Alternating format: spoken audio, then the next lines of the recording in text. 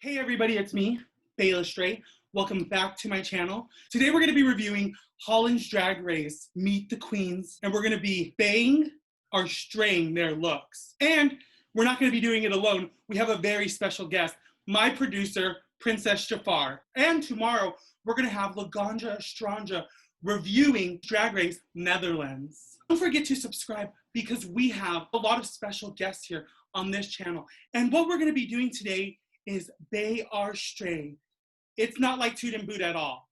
Bay means it's good, and stray means it's bad. So let's go ahead and jump into it.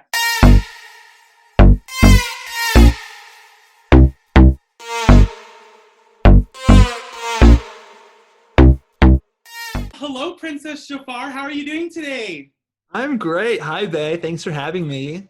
Yes, I thought there was going to be a Meet the Queens video, but I guess we're going to have to review these pictures and make it work. Make it work. Go, go, go. Do it. Go so. Work. I'm ready to make it work with you. I loved your reviews of Drag Race Canada, and I'm really excited for Netherlands.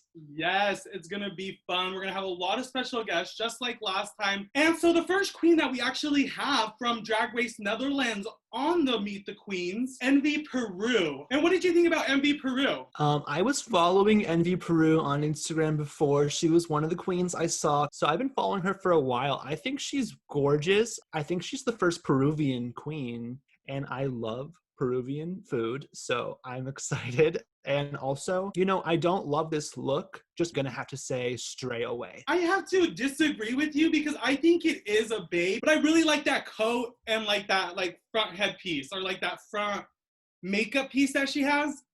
That's what I like. It's like a little futuristic and a little fashion. So I have to give it a total babe. All right, so next up we have Chelsea Boy serving a little blue futuristic, if I was green I would die. And I enjoy it. I kind of wish there was more outfit than just pure body. But overall it's conceptual and it's a bae. What about for you? I think it's I'll use your word. I think it's a total bae.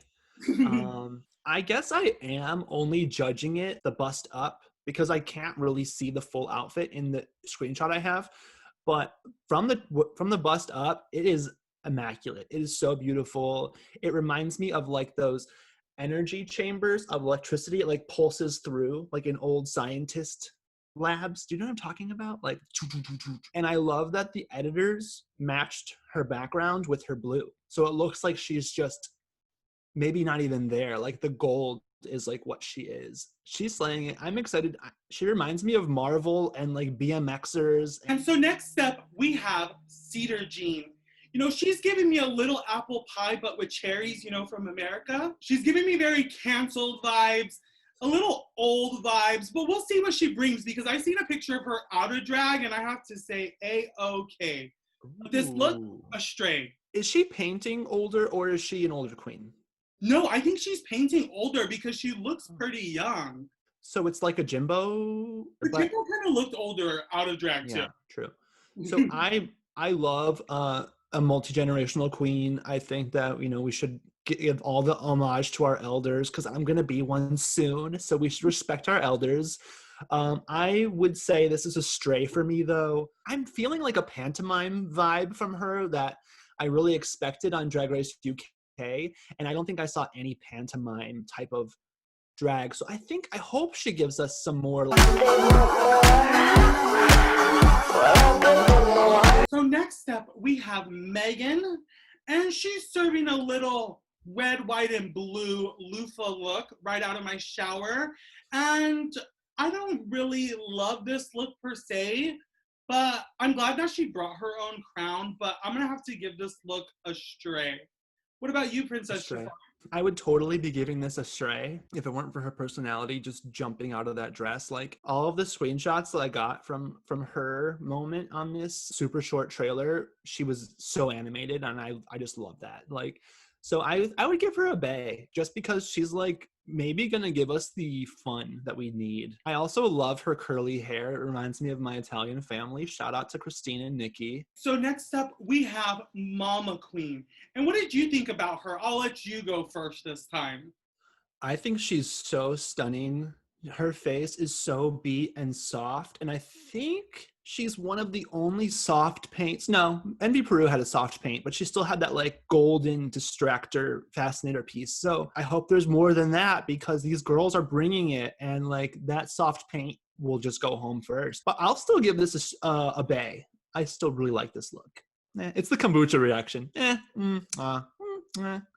I feel it though, but her outfit is a little simple, but I like it. And that hair is like just over the top enough and like laid just enough. When she slammed that yellow boot down on that promo, I like gagged. Like I literally gasped and I was like, okay, I'm ready for this season now. Yeah, that was your takeaway with me too. You were like, that boot. Next up, we have room service. Probably one of the most known queens from the season. She did have her own little show on YouTube. Shout out to that. Her look is giving me very UK, like other side of the pond vibes. They have that very Marie Antoinette regal vibe about their drag that they do. And I'm totally getting that from her. And those are the girls that I'm always screen captioning saying, I want their hair. I want to do pictures like this. Like, so I'm giving her a bay for sure. A bay. I want to ask you about her wig. You're taking a wig course right now. Are these locked curls? Like, is that hard to do? Or do you think you could pull this off? Actually, I think those are a little bit easier to do than like some of the other hairstyles. I've actually done a wig like that. I would love to see it on you.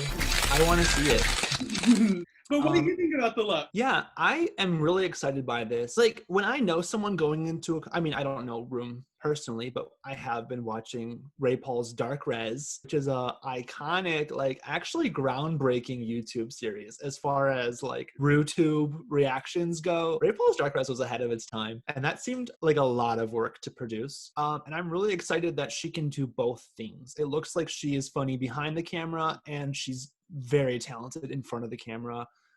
I'm obsessed with these golden Freddy Krueger hands. Like, I think that that's going to be a trend. That's going to be like, I would say this is like a total bay. So next up, we have Madam Madness. And I have to give it for her because she is the first bearded queen on a Drag Race franchise. She honestly is like one of the most well-painted queens I've seen. Like, she is even giving me like perfection. And her outfit is very like sleek and fun, but I like that like feathers coming out of her chest because it's almost like, look at my hairy chest, but like in a fashion way. No, I get that. I love fuzzy titties and a quirky sex appeal. It's so good. I'm a huge fan of Madam Madness. I think that there's something that happens when you're like a bearded queen or AFAB or something where like people really force you to get great before they'll even see you, because there's something about it where they're like, I don't want to see that until it's excellent. And I think that might have happened with Madam Madness, because at this state that we're seeing her for the first time introduced to the world, she is impeccable. And I'm really excited to see what she does, not just for this season, but for the whole franchise. Like, bringing bearded queens into this is so important. I hope this opens the door for America as well. Next, Baby Abby, OMG. And I'm just going to have to say right off the bat, that's a stray. Because if I was to take all those pieces and lay them out in front of me, I would not pick up one of them. So, Princess Jafar, what do you think? So that's like a total stray puppy at the pound. You're like leaving that puppy. Was in the same dumpster that I was found in when I was a baby. Ooh, when you were just a bay little stray. Yeah. And they left it there. Well, that is so harsh and mean that I can't do anything but defend this poor little queen that you are just, picking to pieces. I'm going to say that Miss Abby's look is definitely a stray. So then we have next up Patty Pam Pam, and she's giving me a little Pandora box vibe, but really young, and I don't know how I feel about the flowers on her outfit, and I'm not like really getting like any kind of reaction from it, like personally. I just see it. You know what I mean? One of the queens had to do tulips, like, tulips are the thing of Holland. Right. I totally forgot. I read this Donald Duck book when I was like a little kid, and he had these tulips in it. And that's what she's referencing. That's what she's referencing, is that book.